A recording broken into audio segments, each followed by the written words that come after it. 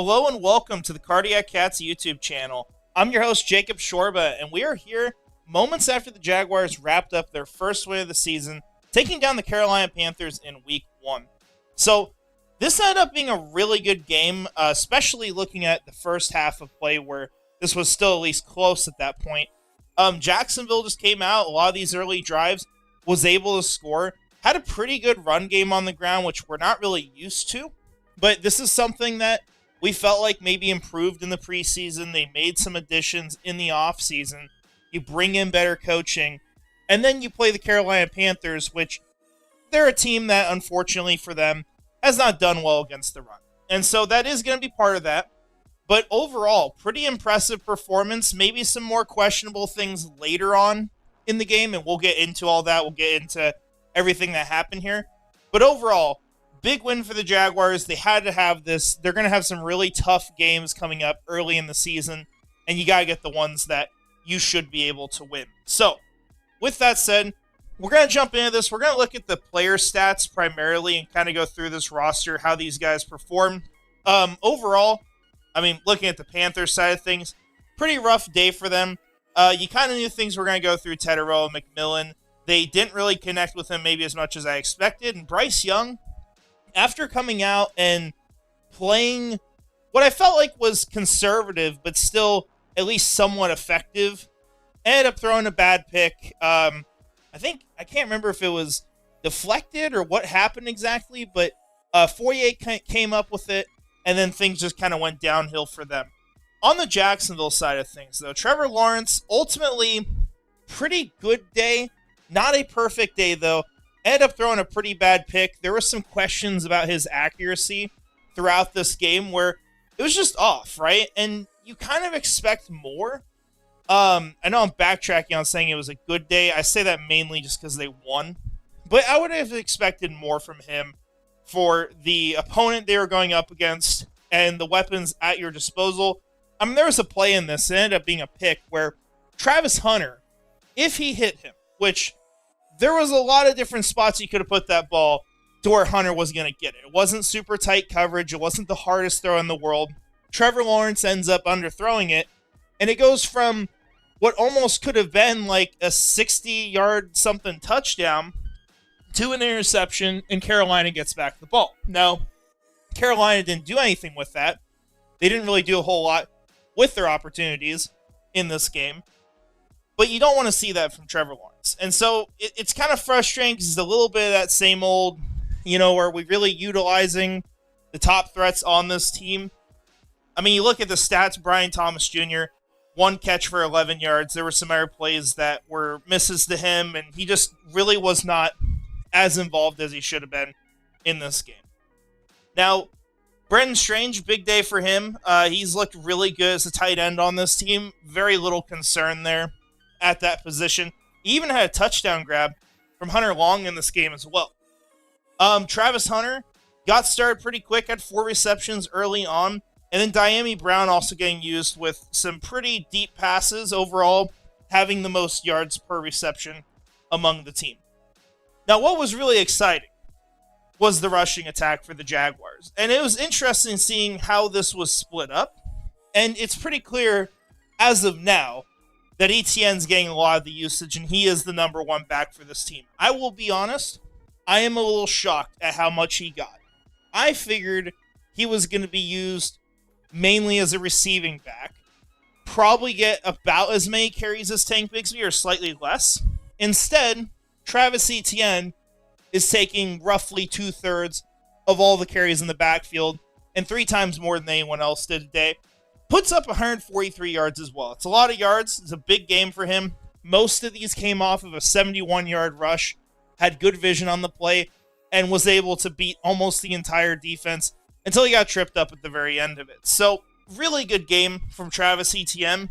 It will be interesting to monitor and to see if he stays in this role, or if maybe as the season goes on, maybe they go more to Tuden, maybe they prepare for a trade. Who really knows here? I could see where if he keeps this kind of performance up, he could stick with the team the rest of the year. And then maybe there's a hard decision in the offseason if he continues to perform like this. Now, with that said, I don't think you're getting these kind of performances every week, but I think you can get some stuff like this from Travis Etienne. Now, hopping in the defensive side of the ball, and then we'll also look at some of the PFF grades that were initially out. These will be updated, of course, when they review it, but generally kind of tells you how things went. For the defense, a huge day from Foye Oluokun, like we said, had a pick in this game. Believe he also had a forced fumble. He was pretty involved as a tackler as well, led the team in tackles.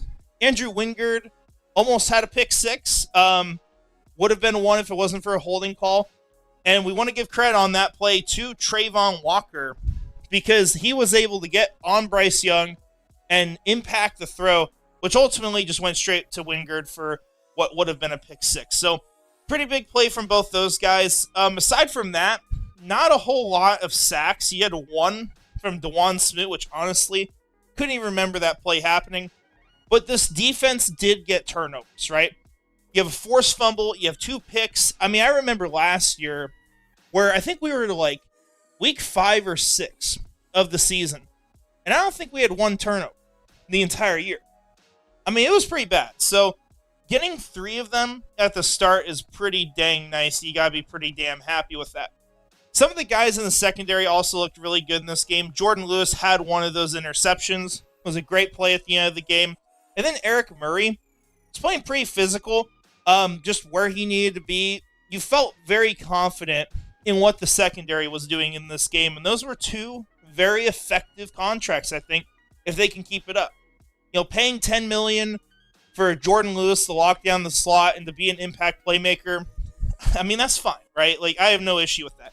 Eric Murray is earning less, and he had a pretty lockdown game as well. So, you're happy with the performance. I would like to see more sacks, especially against the Panthers.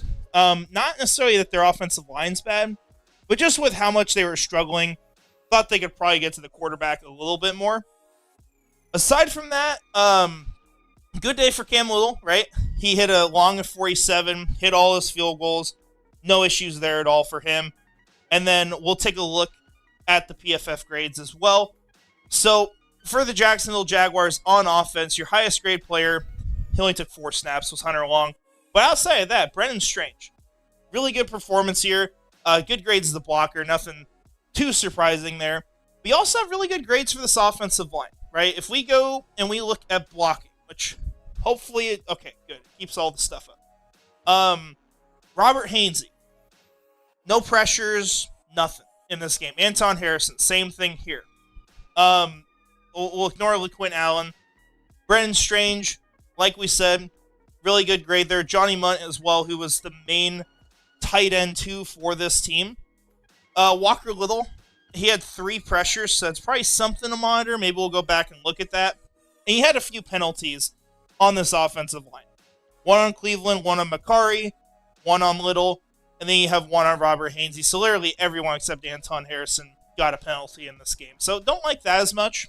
But overall, pretty good grades from some of those guys. On the defensive side of the ball, yeah, Foye Oluokun, 92.2 grade. Josh Hines-Allen, they've got him down for a ton of pressures. And keep in mind, this stuff matters too. I mean, you saw Trayvon Walker basically cause a pick 6 if it wasn't called back. And all that would have been counted as was like a hit on the quarterback, right? He wouldn't have even got a sack for that. You also got a really good grade from Devin Lloyd, who kind of disappointed on how much he was out on the field. Only 22 snaps, but played very well while he was out there. We mentioned Eric Murray, Jordan Lewis as well, having really good grades. Gardeck, in his part-time role, did well. And then, yeah, you just got some of the normal guys there. I'm not going to read too much into the lower grades. You kind of never know what's going on there. We'd have to look into that, maybe watch some film.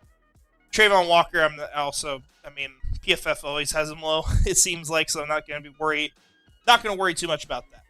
So, that's what you got for this game. It's a good performance by the Jaguars. Could have been better, especially in the second half.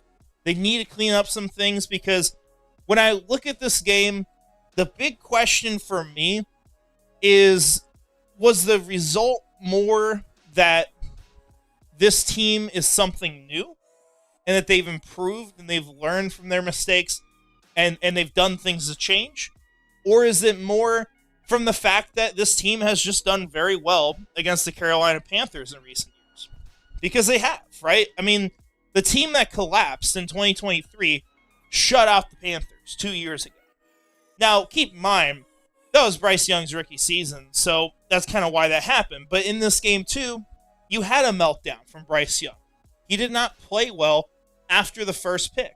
And so we got to figure out how much of an issue it really is that maybe this was just the opponent we were playing, or did this team really perform well? And I don't know if we get that answer next week, because the Jaguars play the Bengals. And the Bengals today had a very, very close game. Almost lost to the Cleveland Browns, who people are talking about as what? The potential first overall pick next year. So Cincinnati, a team that struggles early in the year. We've seen that a lot. The question is, are they going to be the Bengals that we may see mid-season most of the time? Or are they maybe going to struggle in this game or underperform? So we'll have to see. Honestly, I don't know what to expect for that one. I would think you'd probably side with what the Bengals have done in recent years, but today may have been a wake-up call for them too. So, we'll see what happens week 2. It's going to be a big game coming up. The Jaguars got 4 games in a row where I would say they're probably not the favorite, and so it's really important for them at least pick up one of those.